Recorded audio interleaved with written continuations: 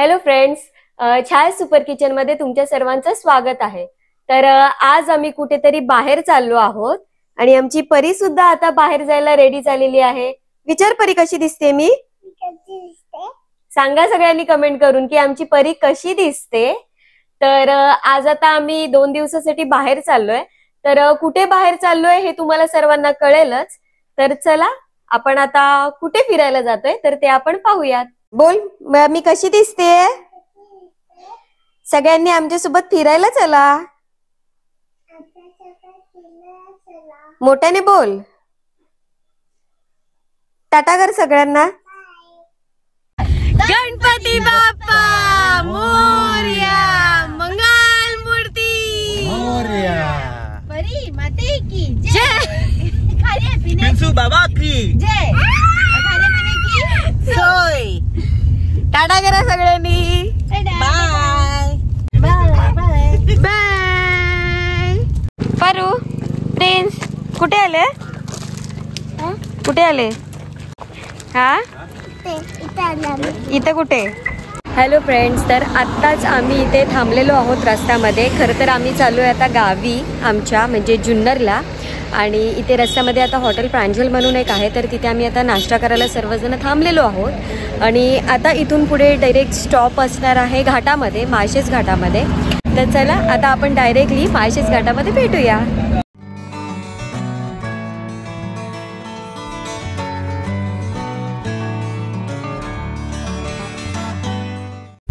कुठला घाट चालू झाला? माळशेज घाट। कुठला? हा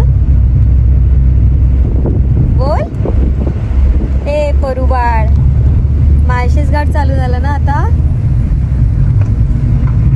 आता मंकी दिसणार आहे ना? हा, काय बोलतो प्रिन्स? काय बोलतो? काय काय? माऊजवळ नको तुला? अच्छा, माउंटन वर नको। बर,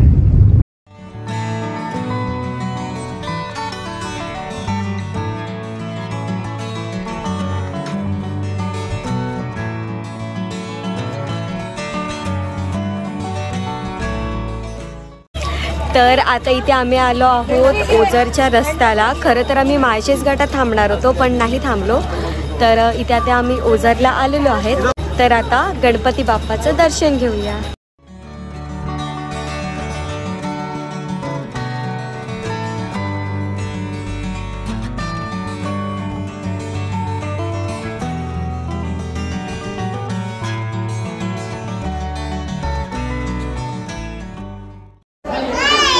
हाय बोल, आम्ही आता गणपती बाप्पा बघायला आलो। नीट नीट मोठ्याने। हा, गणपती बाप्पा बघायला आले। चला चला चला। आम्ही मुंबईवरून निघालो आणि डायरेक्ट आम्ही विघ्नहर्ता गणेशाचं दर्शन घ्यायला इथे आलेलो आहे। आम्ही ओझरच्या गणपतीचं दर्शन घेतलं आणि थोडं विश्रांती घ्यायसाठी म्हणून आम्ही आता मंदिरात थांबलेलो आहे। तोपर्यंत आमचे चंगू मंगू फार मस्ती करतायत। तर आता पुढे कुठे जायचं ते आम्ही तुम्हाला दिसेलच, ते आम्हालाही माहिती नाहीये। तर चला पुढे बघूया।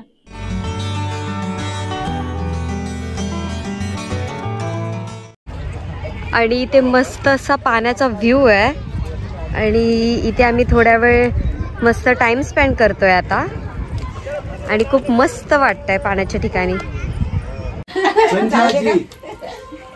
जावई बापू बरेच मोठे झाले।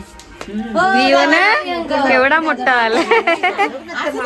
मामी जावई बापूचे पण दात पडलेली, माझे पण पडले। बोल इथे काहीतरी, काय बोलू? काही पण बोल। बोलायला हा, मास्तरी बाईला सांग कुठे आली ते तर सांग। कुठे आली मी? तर आम्ही नारायणगावला आलेलो आहे आणि काका काकींच्या घरी आलोय। हे आमच्या सगळ्यात लास्ट आतूबाई या, म्हणजे ननंदबाई। हाय, आणि माझ्या नवऱ्याला बोलू इकडे. नवरदेव काय एक नाही मिळाली तर दुसरी तर सही. ती माझी सुनबाई आणि हा तिचा नवरा. हाय कर विऊ. हाय कर. केवढा मोठा झाला. फोटो बघायचे तर किती छोटासा होता. बोल ना काहीतरी. बोल ना. बोल ना काहीतरी. अरे व्हिडिओ बनवते ती. बोल ना काहीतरी. काय पण वेरवी घर पान असायचं. आता बोला. सांगा या झाडाला म्हणतात इन्सुलिन. आणि असं म्हणतात, आम्ही अजून वापर केला नाहीये, पण असं म्हणतात की याचा पानांचा जो रस आहे तो खाल्ला की शुगर कंट्रोल मध्ये राहते. अजून म्हणजे मी 100% काही बोलणार नाही कारण आम्ही उपयोग केला नाही, पण इन्सुलिन नाव आहे या झाडाचं. हा कढीपत्ता आहे. हा कढीपत्ता आहे. हा अडूस आहे. हे ओव्याचे झाड आहे. आपण भजी करणार होतो. औषधी वनस्पती लावल्या. भजी खूप छान होतात. आणि हे कसलं आहे. आडूसा तो खोकल्यासाठी. त्याच्या पानांचा रस ते मात्र 100% खात्री नाही, कारण आमच्याकडनं लोक नेतात लहान मुलांना वगैरे औषधं नाही द्यायची, तर मग त्या आडूशाच्या पानांचा नुसता रस किंवा काढा करून पिला तरी त्याने खोकल्याला फरक पडतो.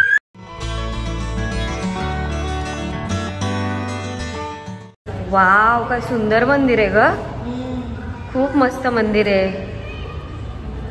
आणि देवीची मूर्ती बघ कसली भारी आहे.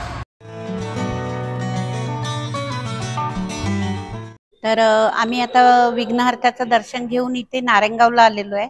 नारायणगावला मुक्ताबाईच्या मंदिरात आलेलो आहे. तर हे मंदिर म्हणजे खूप पुरातन काळातील आहे आणि म्हणजे माझा जन्म झाल्यापासून मी या मंदिरात दर्शनाला येत असते. आणि पहिलं थोडं हे होतं, म्हणजे आता त्यांनी डागडुजी केलेली आहे आणि खूप छान सुंदर बनवलेलं आहे. त्याचप्रमाणे ह्या परिसरामध्ये अजूनही मंदिरं आहेत आणि त्याच्यामुळे ह्या गावाला जी यात्रेच्या टायमाला जी मजा येते ना ती आगळी वेगळीच असते. तर भरपूर कार्यक्रम असतात, तमाशे असतात, कुस्त्या असतात, सर्व काही असतं. तर तुम्हाला जर कधी वाटलं तर नक्की ह्या मंदिराला भेट द्या आणि मुक्ताबाईचं दर्शन तुम्ही घ्या. मुक्ताबाई म्हणजे आपल्या ज्ञानेश्वर महाराजांची बहीण. ज्यावेळेस ते इकडून जात होते त्यावेळेस त्यांनी विश्रांती घेतली इथे आणि म्हणून मग त्यांचं स्थान इथे नारायणगाव मध्ये झालेलं आहे आणि आता ह्याच गावची ती देवी म्हणून प्रसिद्ध आहे. तर तुम्हाला सगळ्यांना वाटलं कधी आलात ह्या बाजूला चुकून तर देवीचं नक्की दर्शन घ्या. नवसाला पावणारी देवी आहे. तर चला आता आपण परत कुठे जातोय आता ते पाहूया.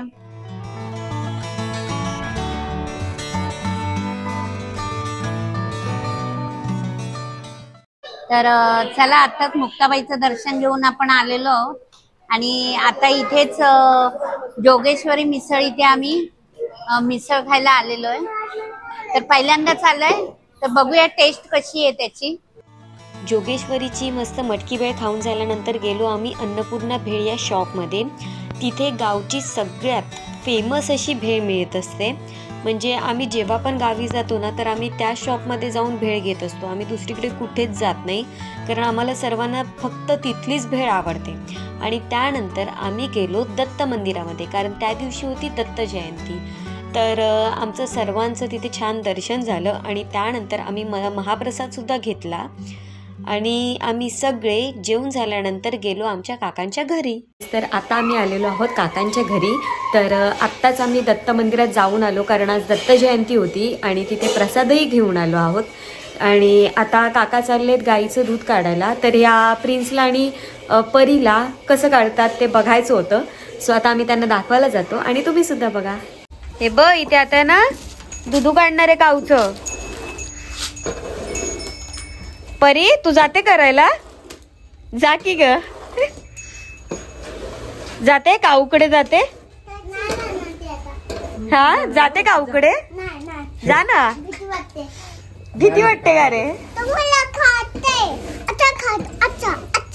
हा अगं पण तुला तर टायगर बघायचा आहे ना? काय रे प्रिन्स, टायगर बघायचा आहे ना तुम्हाला? मला पण टायगर बघायचं. आधी काऊकडे तर जा मग टायगर कडे जा. एकच काल उचला तिला. दूध काढा जाऊ ना आपण परीला. थांबा. काऊ घाबरली मग. जा जा तू टच कर. अरे काऊ घाबरतीये.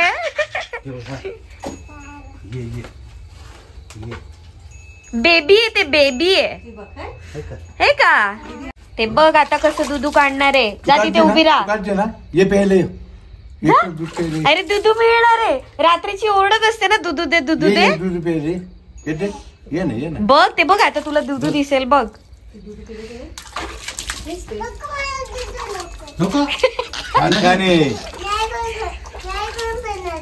ये तिथे दूध दूध काढून घे. इकडे दूध काढा. ये ना ये ना. आता बघ कसं दुधू काढणार. अगं बघ फक्त ते बघ ते बघ. ये तू ये.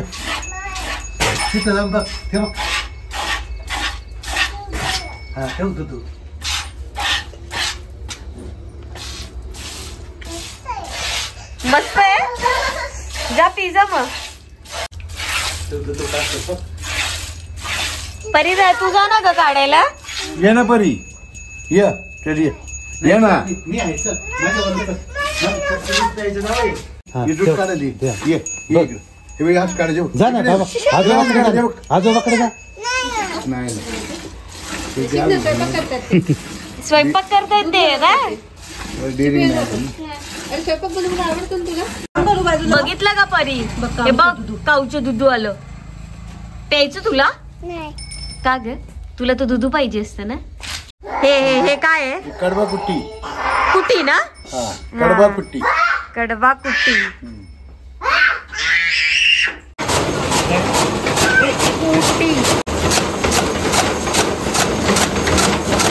हे वाघासाठी का.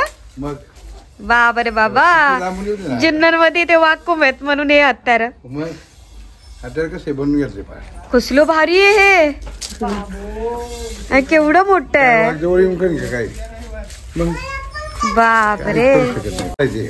पण मला सांगा हत्यार इथे राहील तुम्ही तुम्ही तिकडे असाल मग? नाही कधी असते माहिती का. मी पहाटे जातो ना वॉकिंगला त्यावेळी न्यावं लागते. अच्छा घेऊन जातात 4 सोबत. वाजता असतोय ना 5 वाजता. सोबतच घेऊन जाता. बॅटरी आपल्याकडे पॉवरफुल. कसलं मोठं आहे. भारी बनवलंय. काय खाची नाही खाची. पण कायद्याने गुन्हा आहे ना. आता गुन्हा अंगाशी आल्यावर काय आपण थोडी हे करणार आहे. गुन्हा काय आता अंगाशी आल्यावर नाही ना काय.